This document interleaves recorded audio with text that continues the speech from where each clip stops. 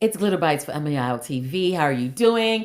I have been in these internet streets and literally I've gotten caught up in the Ashlee Jenae Robinson case, and I have been investigating. I have been getting different parts and different pieces together so I can share this story with you. And right now trending is the Ashlee Jenae story of this influencer that goes to Zanzibar with her fiance and gets proposed to, and then a couple of days later she's unalived.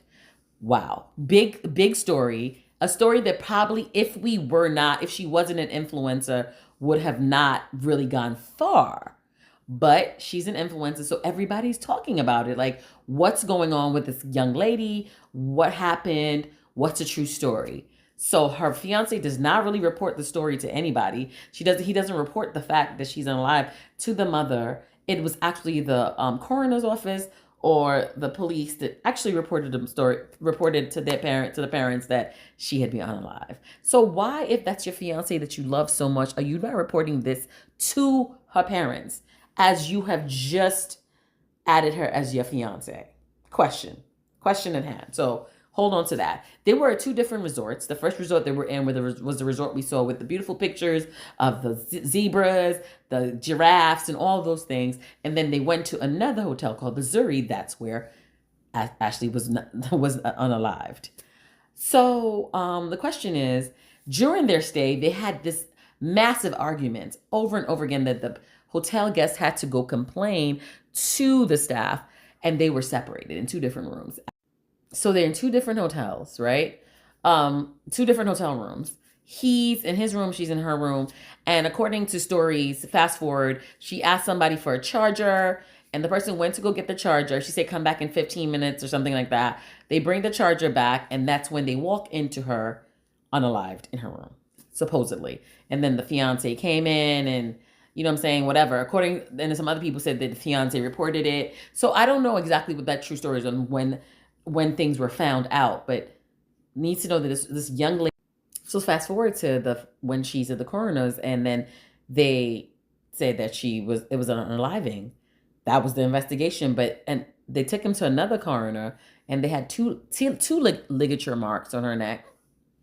Doesn't make sense. And come to find out, this multimillionaire that she thinks she's dating is literally broke. He's a crypto billionaire. You know, they ran those scams. Crypto went up and down, lost a lot of money. A lot of investors are over him and don't want to deal with him anymore. And he's trying to do other ventures, but nobody's listening to him. So this man is steady, posting on X, posting everywhere, changing his profile pictures and everything. But he never even said rest in peace to my wife to be, my fiance. He hasn't shown any kind of remorse. And come to find out, he goes to this place all the time.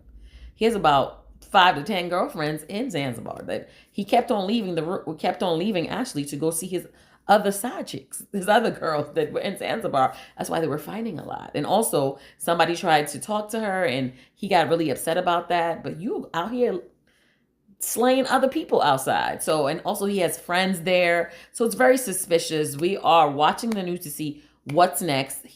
They say 10 people have been arrested, are detained. His passport has been taken from him, to find out what's going on. And I hope this is thoroughly investigated, because I feel like somebody was paid off for them to say, oh, it was unaliving. And then with all the noise and all the pressure from the internet, now the Tanzanian government has really stepped in and said that we need to investigate this and see what's going on. So we're watching this space to see what happens. And in other news, Muhammad said you shouldn't eat after 7 o'clock. You shouldn't be eating banku or light soup after 7. If we are going to do good healthcare and free healthcare, you shouldn't be eating after 7. We need to be pulling ourselves together. Muhammad, I'm listening. I will stop eating after 7. And then he said that the economy is run by side chicks. That if people are building and constructing, it means the side chicks will get money, and then they will pour into the economy. They'll buy their wigs, they'll buy their shoes, the wives buy whatever they need to buy too. So, you know, the more we are building, we can empower our side chicks. Mama, are we not eating after 7? Are we getting side chicks? I don't know what's going on. Anyway, moving on to Mr. Easy. Mr. Easy's all over my timeline. I don't know what's going on, if I'm being haunted or something, but everywhere. He and his wife had an interview where they asked them when they argue, what happens. Tammy was like, when we argue, he doesn't talk to me or confront me face to face. He'd rather send me a 500 million page text message to express himself. And she would prefer him to kind of express himself. Let's just find. Mr. Easy, I know you like to text and talk. Make sure you get all your points out. You better be talking to your wife face to face. So talk to your wife face to face. So me too, I do like to, after I talk, I want to text and make sure that my point is brought home. I do the same thing. I'm guilty. And then come to find out, him and King Promise also had an interview, and King Promise said for 2 years they didn't speak. Mr. Easy, why are you? We talk about communication and being a little bit more forthcoming and talking face to face. When I MC for you at Central Park, you told me that my voice was great, though. You told me face to face. As we have to communicate face to face.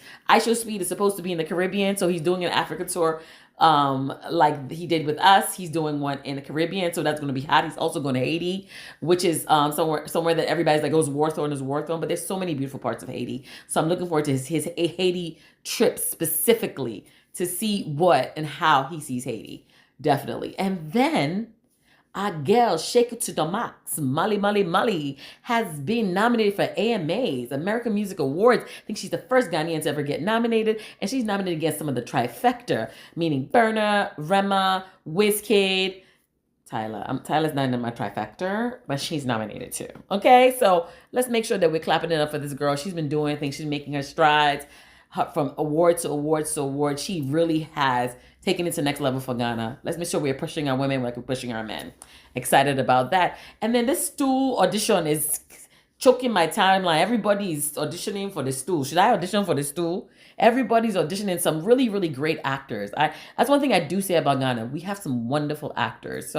And Nigeria. So we want to make sure that this movie is going to be a movie, because King of Boys was amazing, and I know this tool is going to be amazing. Looking forward to it. So keep it locked on AmeyawTV. It's Glitteratie. I'm here once a week to give you all of the trending topics.